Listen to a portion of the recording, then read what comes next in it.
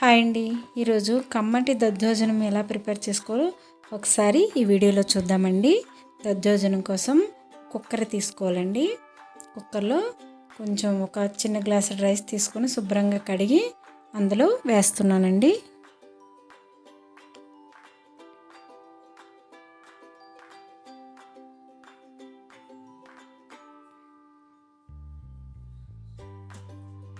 ఏ గ్లాస్తో రైస్ తీసుకున్నామో ఆ గ్లాస్లో ఒక 3 గ్లాసెస్ వాటర్ వేసుకున్నామండి. దద్దోజనంకి రైస్ కొంచెం మెత్తగా ఉండాలండి అన్నం.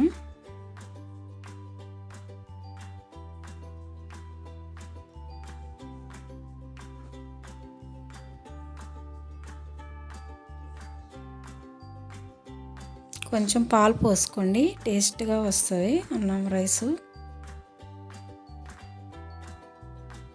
ఇప్పుడు ఇలా కలిపి స్టవ్ మీద పెట్టుకోవాలండి. ఒక 3-4 విజిల్స్ వచ్చే వరకు ఉంచండి. విజిల్స్ వచ్చాక తీసుకోండి. ఇలా అన్నాన్ని ఒక గరిటెతో ఇలాగా కలపండి. కొంచెం ప్రెస్ చేసుకోవాలండి. అన్నం అంతా కాకుండా కొద్దిగా ఇలా ప్రెస్ చేసుకోండి.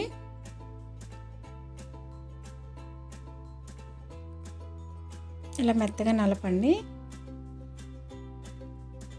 అన్నం కొంచెం చల్లారాక కొద్దిగా సాల్ట్ వేసుకోండి.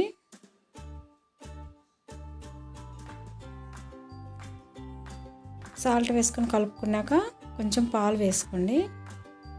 మరిగించి చల్లార్చిన పాలండి ఇవి. వేడి పాలైనా పర్వాలేదు.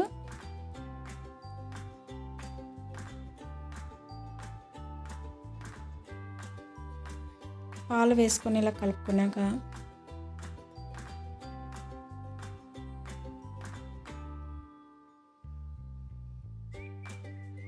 ఒక కప్పుడు పెరుగు తీసుకొని ఇలా వేసుకోండి.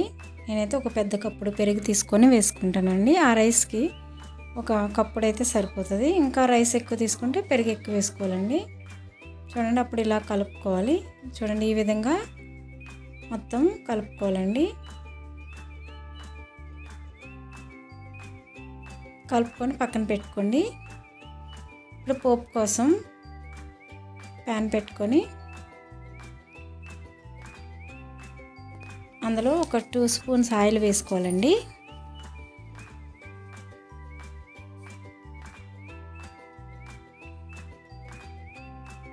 చూడండి, పోపులు అన్నీ చూపిస్తున్నాను. ఎండుమిర్చి, కొద్దిగా శనగపప్పు అండి, కొంచెం మినపప్పు తీసుకున్నాను,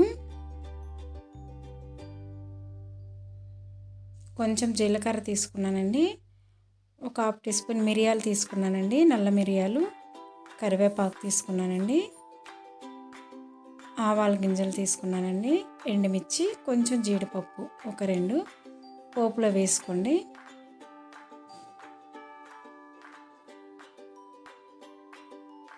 అన్నీ ఇలా పోపులోని వేసుకోవాలండి. ఆయిల్లో పోపు అంతా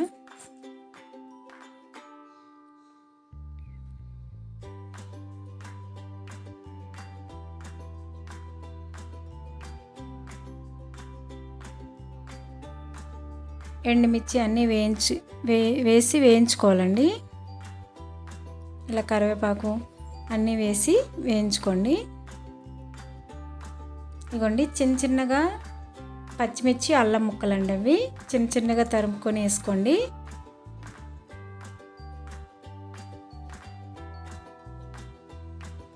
వేసుకొని పోపు అంతా వేగిందండి. ఇప్పుడు అన్నంలో ఈ పోపుని వేసుకోవాలండి. నేనైతే ఆయిల్ పడకుండా వేసుకుంటున్నానండి.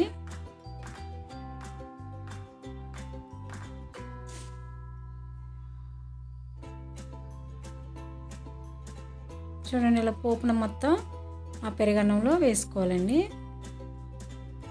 కొంచెం ఒక 1/2 టీ స్పూన్ నెయ్యి వేసుకుంటానండి టేస్ట్ కోసం. ఇప్పుడు బాగా కలుపుకోవాలండి. పోపుని మొత్తం అన్నంకి పట్టేటట్టుగా కలుపుకోవాలండి. ఫైనల్గా కొత్తిమీర జల్లుకోండి.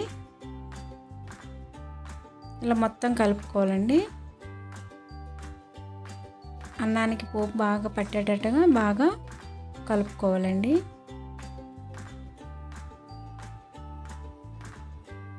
చూడండి దద్దోజనం రెడీ అయిపోయిందండి.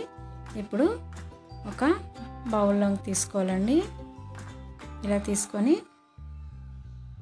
సర్వ్ చేయడమేనండి. చూడండి చాలా సింపుల్గా దద్దోజనం రెడీ అయిపోయిందండి.